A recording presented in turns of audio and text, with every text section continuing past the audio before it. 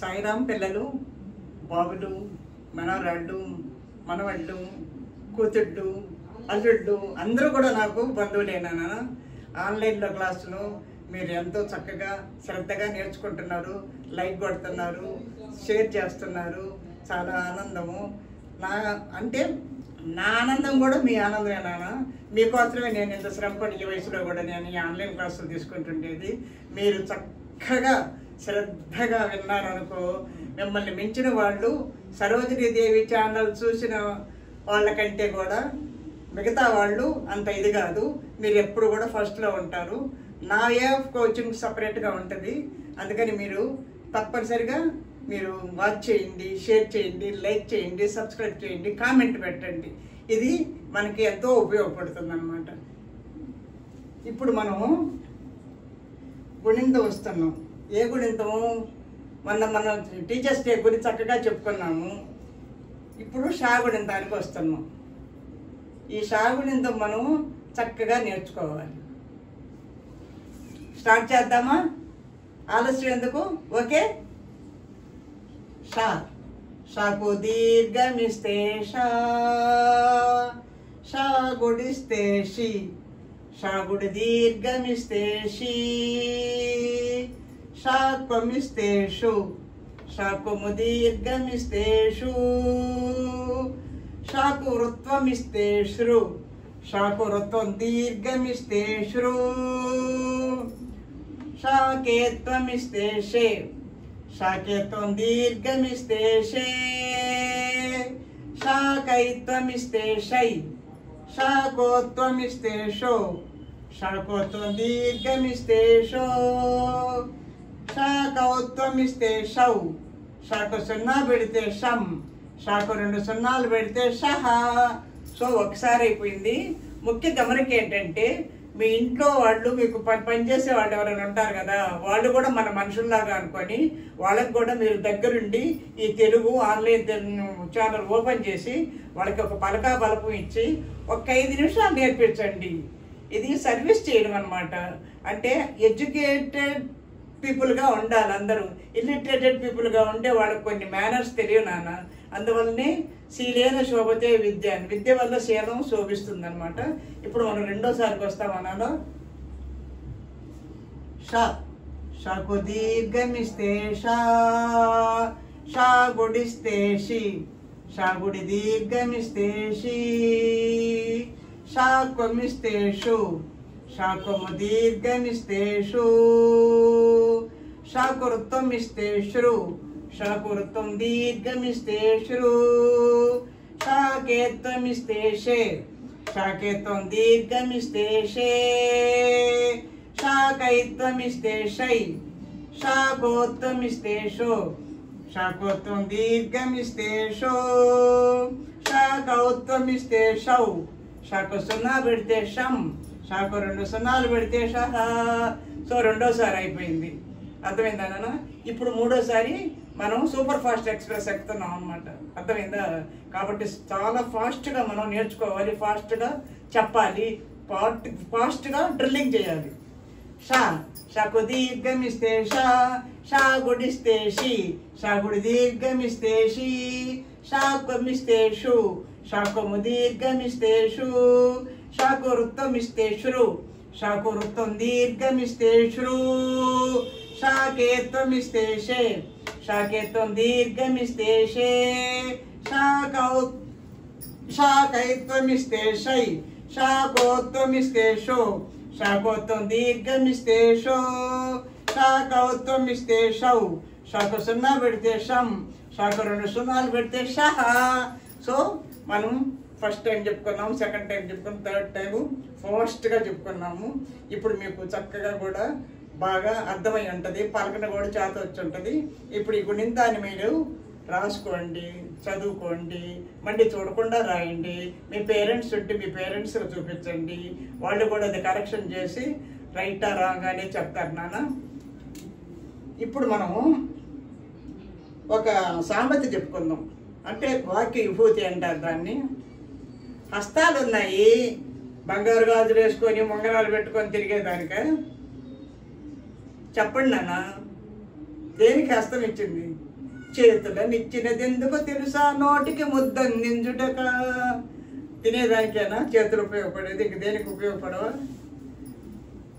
హస్తస్య భూషణం దానం, చేతులతో దానం చేయాలి. అర్థమైందా బంగారు? హస్తస్య భూషణం దానం, చేతులకు నిజమైన భూషణం ఏంటయ్యానంటే దానం చేయడం అన్నమాట. ఇకపోతే కంట ఉంది, మెడ ఉంది, మెడకొచ్చి డైమండ్ నెక్లెస్, తర్వాత వచ్చి వజ్రాల హారాలు, ముత్యాల హారాలు వేసుకొని తిరిగేదానిక. నోరిప్పితే అబద్ధాలు. అర్థమైందా నాన్న? కాబట్టి కంఠస్య భూషణం సత్యం, కంఠానికి భూషణం ఏంటయ్యా అంటే సత్యం.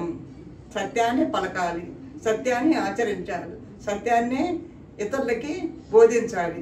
అర్థమైందా బంగారు? అంతేకాని చెప్పేది ఒకటి చేసేది ఒకటి ఉండకూడదు. అంటే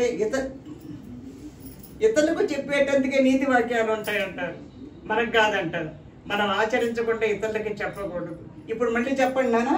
హస్తస్య భూషణం దానం, కంఠస్య భూషణం సత్యం.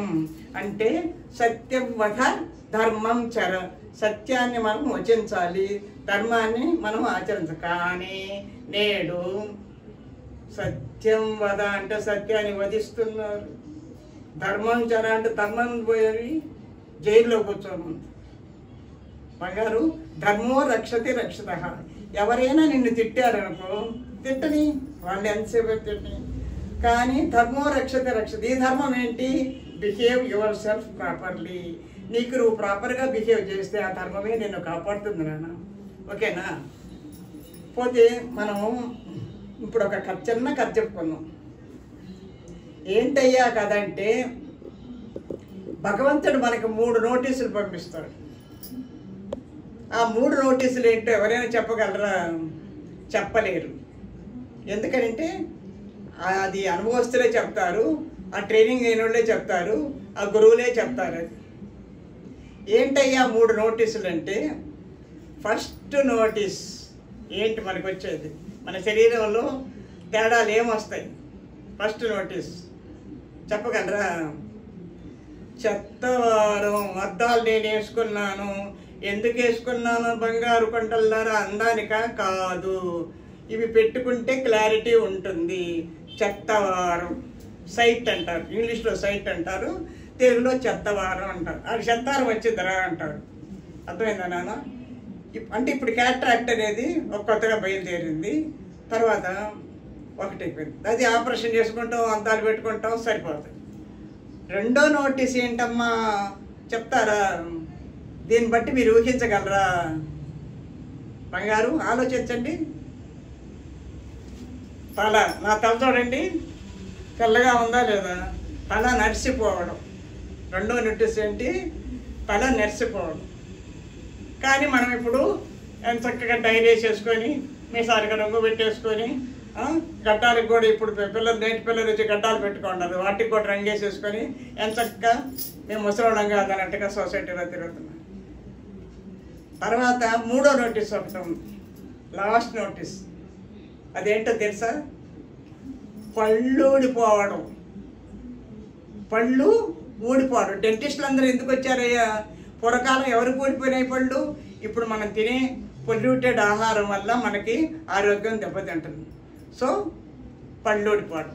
ఈ 3 నోటీసులు ఏంటమ్మానంటే ప్రయాణానికి సిద్ధంగా ఉండమని. అంటే నీకు వయసు దగ్గరికి వచ్చేస్తుంది, ప్రయాణానికి అంటే భగవంతుడికి కూడా అవతారం సాధించడం తప్పదు, ఆయన శరీరాన్ని వదిలేయాలి. ఆఫ్టర్ ఆల్ మానవులు మనమెంతమ్మా, మనం కూడా పుట్టిన తర్వాత గిట్టక తప్పదు అనమాట. కాబట్టి ఆ గిట్టేటప్పుడు ఏంటయ్యానంటే మనం మంచి పనులు చేయాలి. మంచి అంటే అనాయాస మరణాన్ని మనం కోరుకోవాలి. ప్రతి మనిషి పుట్టిన వెంటనే పెరుగుతాడు, ఆశలు ఉంటాయి. ఆశలు ఉండొచ్చు కానీ ఆశలు ఉండవచ్చు కానీ అత్యాశ ఉండకూడదు. అలాగే ఆశయాల కోసం బతుకు, ఆశల కోసం కాదు. అర్థమైందా బంగారు?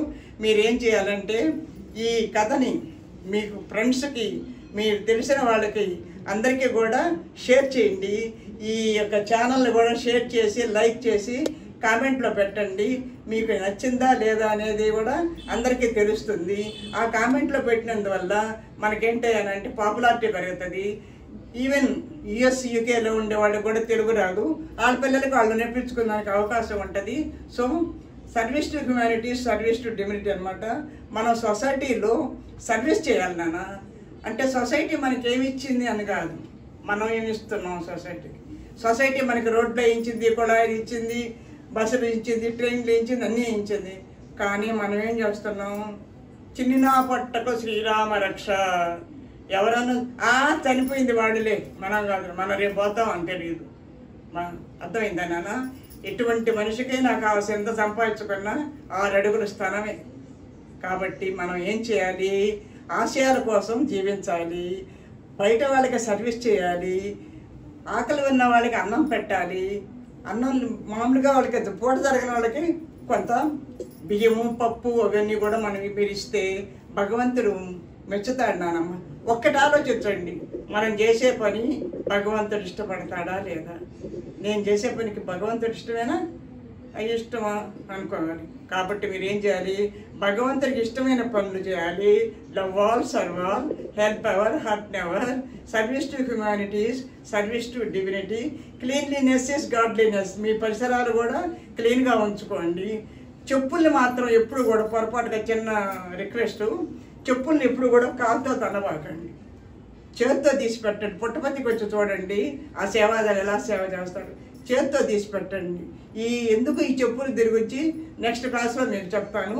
ఇప్పుడు మనకు టైం అవుతుంది కాబట్టి ఇంతటితో నేను మీ అందరికీ ఆశీర్వాదాలు ఇస్తూ, ఈ గుణింతం చక్కగా నేర్చుకొని మీరన్నీ కూడా కామెంట్లో ఒక్కరు కూడా పెట్టడం లేదు. మేము ఆన్లైన్ క్లాస్ చూస్తున్నామని మాకు చెప్పి కామెంట్లో పెడితే నేను కూడా సంతోషిస్తాను. మీకు కూడా నా ఆశీర్వాదాలు ఎప్పుడు ఉంటాయి. ఆ భగవంతుడి ఆశీర్వాదాలు ఎల్లవేళలా మీ అందు ఉండాలని నేను ఆశిస్తూ ఆశీర్వదిస్తూ ఇంతటితో నా క్లాసులని ఆపుతున్నాను నాన్న. అందరికీ సాయిరాం.